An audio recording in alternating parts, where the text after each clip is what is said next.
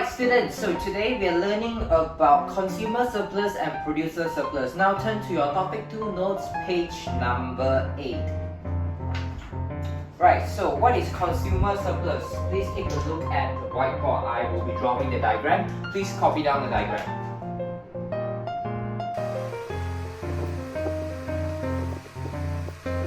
Alright students, so as you can see, this is the normal demand and supply diagram that we always see in our notes. Okay, so at price P1, the quantity traded is Q1. So this is the intersection point of the demand and supply curve. Remember, the demand curve is the downward sloping curve.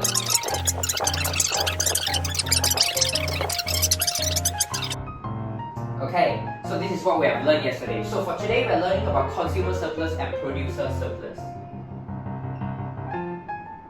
Let's start by looking at consumer surplus. So surplus means the additional welfare that you have obtained from buying the certain good. Am I right? So look at the demand curve. This is the market price of P1. For instance, you are buying 1 unit of the good. Okay, you are expecting to pay a price that is reflecting a point on the demand curve. So if we move upward until we reach the demand curve, this is the price that you are willing to pay for 1 unit of this good. For instance, it is, let's label it as P2. So you are able to pay P2, you are willing and able to pay P2 for this 1 unit of good. But what is the price that you are paying? You are paying the market price of this good, am I right? And the market price is the equilibrium point of the demand and supply curve, which is P1. So you are only paying price P1, but you are willing and able to pay P2. So this blank here is your consumer surplus. Consumer surplus, in other words, is the difference between the price that you are willing to pay and the actual price that you are paying. So it's the difference between P2 and P1. So we can know that this distance here, this arrow, is the consumer surplus. And let's say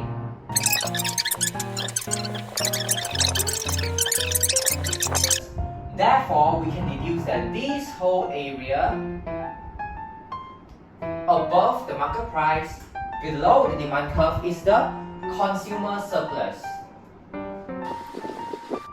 Okay, so you're willing to pay at any price along the demand curve to buy a certain unit of good, but you are only paying the price of P1, the market price. So therefore, this area here is your consumer surplus. And what if I am buying Q1 unit of good? Let's say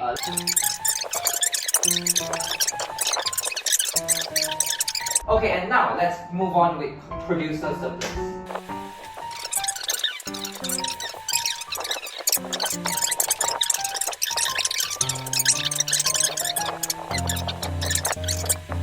Alright students, can you all get this? Okay, I'll repeat myself again. Make sure you understand all this topic. If you don't understand, please raise your hand.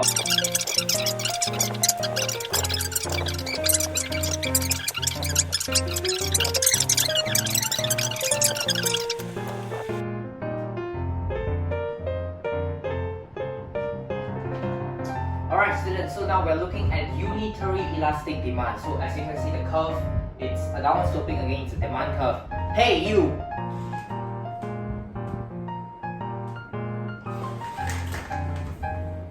Why are you playing with your phone? Put down your phone now! You know that I'm giving the lesson, am I right? And you know that we have to rush through the topic, right? So why are you playing with your phone? I don't want to see you, and I don't want to see anyone in the class playing with your phone when I'm teaching.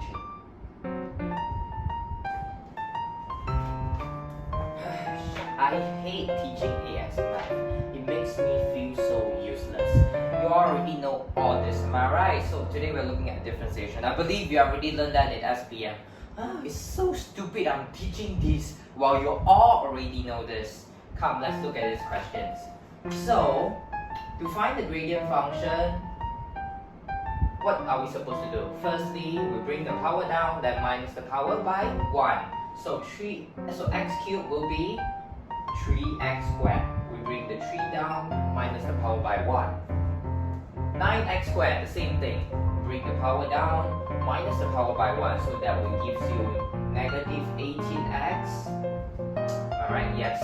And 24x will become 24 and negative 12. This is a constant. Constant after differentiation will be 0. So these will be the gradient function. It's simple and straightforward. I believe you learned that also, right?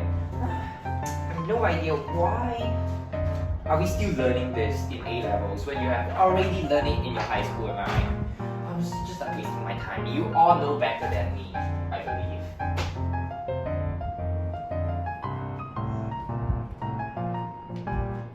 Alright students, today we'll be looking at bank reconciliation statement. Okay, do you guys understand?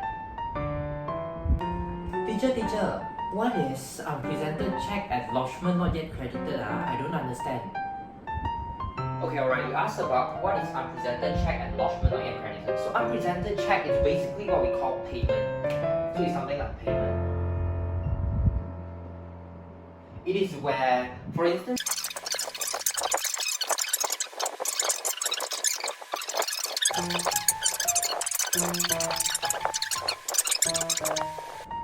Teacher, why do we add unpresented check and less lodgement not yet credited, but not less unpresented check and add lodgement not yet credited? Why? Okay, don't worry, I'll explain again. So unpresented check again is like payment. So you are paying your supplier. You have already taken into account of that in your cash book because you are the one maintaining your cash book. But sometimes it may not be recorded by the bank. Okay? Just because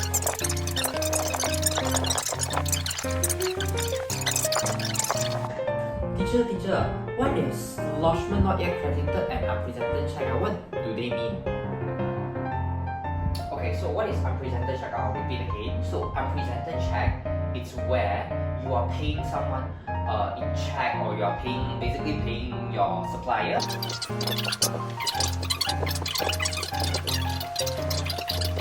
Teacher, why do we add unpresented check and less lodgement not yet credited, but not add both or less both? Why? I don't get it.